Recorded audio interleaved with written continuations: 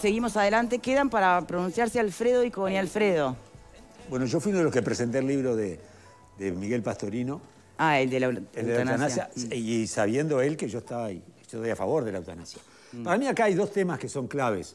Por un lado, creo que vos lo decías recién, Ope, el instinto de conservación humano con la vida.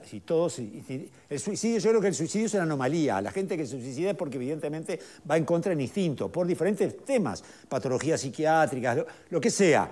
¿Tá? Ahora, está el tema de la muerte, que en esta sociedad el tema de la muerte es tabú, tenemos como que, no se asume que la muerte es parte natural de la vida, ninguno queda para semilla, todos nos vamos a ir, ¿tá? Entonces, y ahí no se hay temor, es un tema tabú y que la gente prefiere hasta ni hablarlo porque no sea cosa que la parca venga y te golpee el hombro si lo nombrás, ¿no? Entonces eso, por otro lado, es una cultura cultural uruguayo. En otros países se habla de la muerte con mucha más naturalidad. Estoy pensando en México, por ejemplo. Y el otro tema que sí coincido ahí con lo que decía Fernanda, en este tema, con respecto a la libertad. ¿Tá? Es un tema de libertad. Yo creo que cuidados paliativos para todo el mundo, voluntad anticipada está bien, pero la libertad última, yo si tengo mañana una enfermedad que sé que no tiene vuelta, etcétera, etcétera, a mí dame una inyección, dame una pastilla o algo, liquidame el tema, por mí y por mi entorno. Y yo creo que tengo el derecho a decidir yo, personalmente, yo como todos, ¿no? Tenemos el derecho a decidir. Entonces, imponerle la limitación a la gente para que no opte por eso, porque no va a ser masivo también. Nadie va, no va a ser no es una epidemia, ¿tá? Que hay eutanasia libre y todo el mundo se va a querer eutanasiar.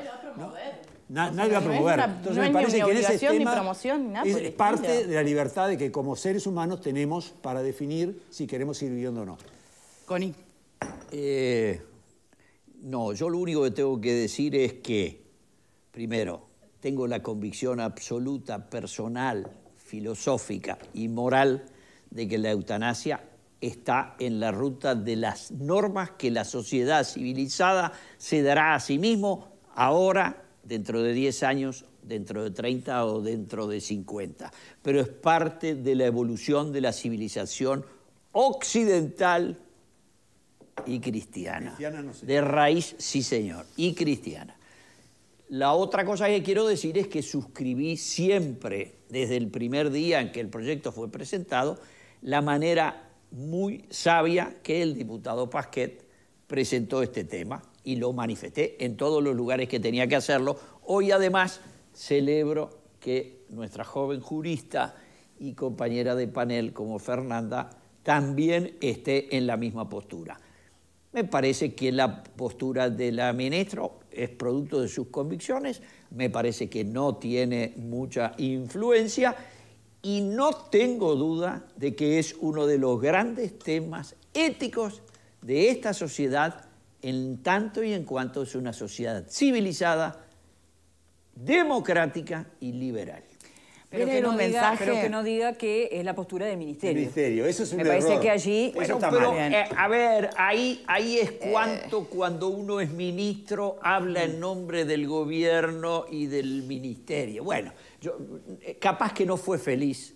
Voy a leer un mensaje a ver si les genera nuevas miradas o por el contrario refuerza la que ya tienen. Hola, estoy viendo el programa. Yo tuve cáncer y si mañana me vuelve y sé que no hay vuelta atrás, ¿quién va a tener más derecho que yo sobre decidir si quiero o no seguir sufriendo? Me parece una falta de respeto y de empatía total con los que pasan por situaciones como estas. 100% de acuerdo. Pero si puedo, quisiera referirme a algo que había en el mensaje anterior del profesor Pastorino, creo. La carta que leía Búsqueda, sí. Bueno, que dice algo así como que si se reconoce la eutanasia como derecho para ciertas situaciones, entonces hay que reconocerlo para todas las situaciones. O sea, si yo admito la eutanasia para la persona que padece una enfermedad incurable, irreversible... Sí, pongamos el ejemplo del ELA, que es bien ilustrativo. Bien, entonces, ¿también aplica para alguien con cáncer? Según lo que como dice Pastorino, tendría que reconocerla también, reconocerlo el derecho a la eutanasia, para el muchacho de 20 años que está triste porque perdió un examen. Digo, eso es falso, es una falacia. Es decir, no tengo por qué reconocer el mismo derecho cuando las circunstancias son distintas. Es decir, la legislación está llena de casos en los cuales se reconoce un derecho en ciertas ciertas circunstancias y no en otros. Los indigentes tendrán derecho a la asistencia gratuita del Estado. Ahora, el que no es indigente, no. Entonces, ¿por qué le das a este, que es un indigente, y no le das a este señor que acaba de bajarse de su jet particular? Bueno, porque uno tiene un jet particular y el otro es un indigente. Bueno, esto es igual. Le reconozco ciertos derechos a la persona que está padeciendo una enfermedad incurable e irreversible en etapa terminal y no le reconozco el mismo derecho a una persona que no está en esa situación. Me parece clarísimo. De hecho, la despenalización del aborto es por el tiempo. Fija un cronograma, una fecha, y de en tantas semanas a tantas semanas. Bueno. Y no ha habido mayores conflictos con la aplicación de esa ley. Y son circunstancias distintas, perfecto. Y la otra cosa a la que quería referirme, porque lo dice como al pasar, o no al pasar, la ministra, y lo dicen algunos legisladores.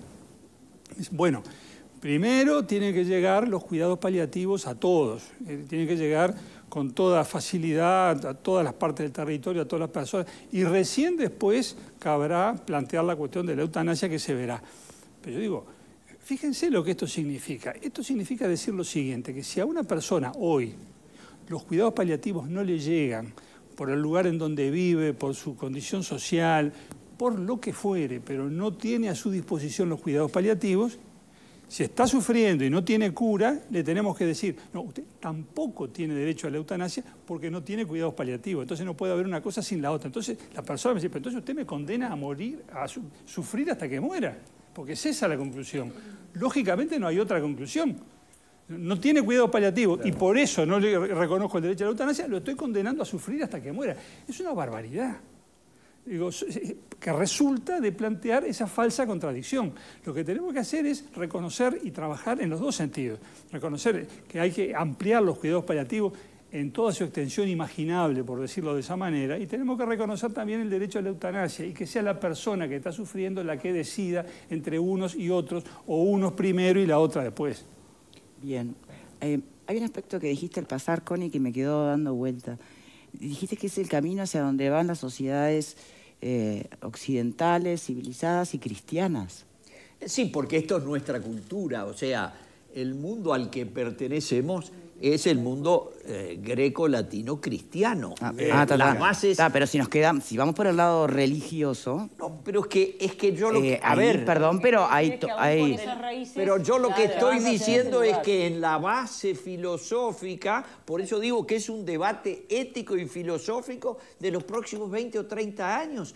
Hay decenas de temas en los que las sociedades han evolucionado y donde más se evoluciona es donde las ideas son más libres. Y no hay ideas más libres que aquellas de las organizaciones que tienen su raíz en la sociedad greco-latina, cristiana, occidental.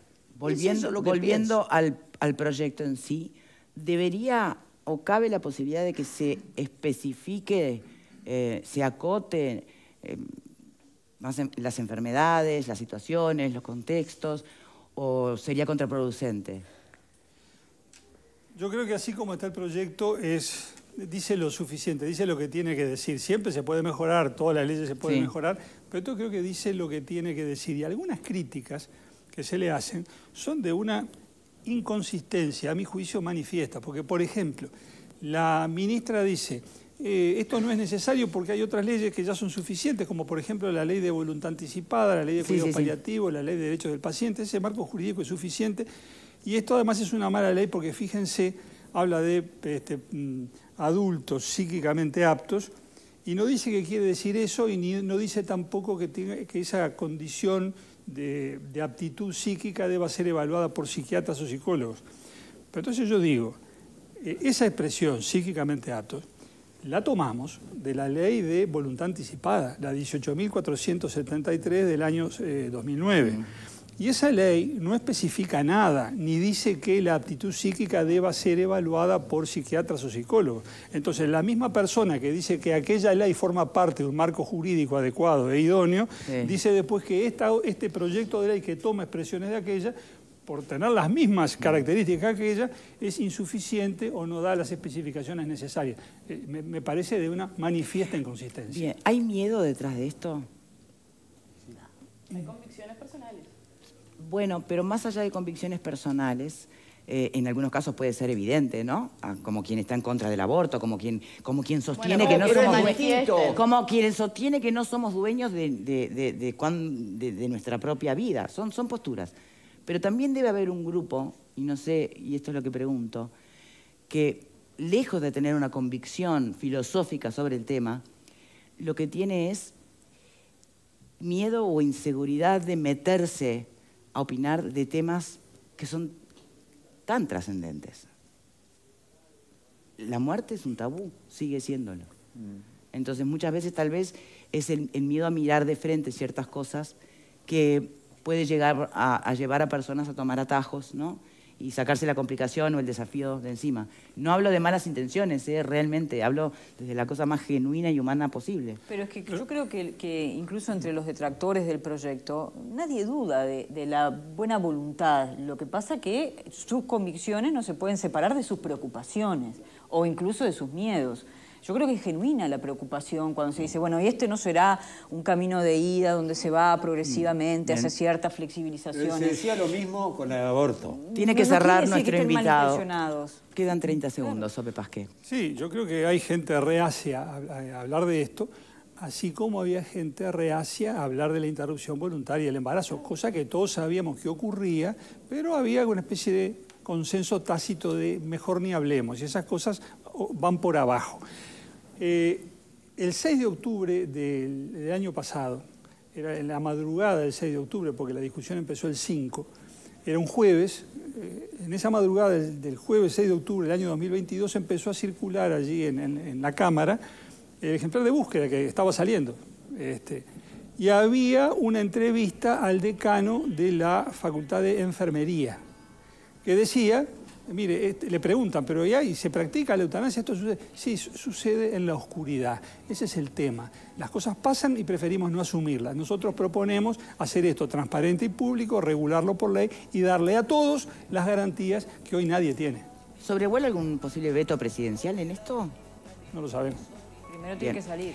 Ope Pasqué, sí, pero eso puede también jugar a favor o en contra de los legisladores que tienen que votarlo, ¿no? Es el tema partidario, ¿no? Muchas gracias, claramente. Ope Pasqué, por habernos acompañado. Mucho gusto. Muchas gracias. Un placer, aunque el tema es triste, pero bueno, hay que encararlo. Gracias. Y a ustedes por estar así, como siempre. Chao, chao, hasta mañana.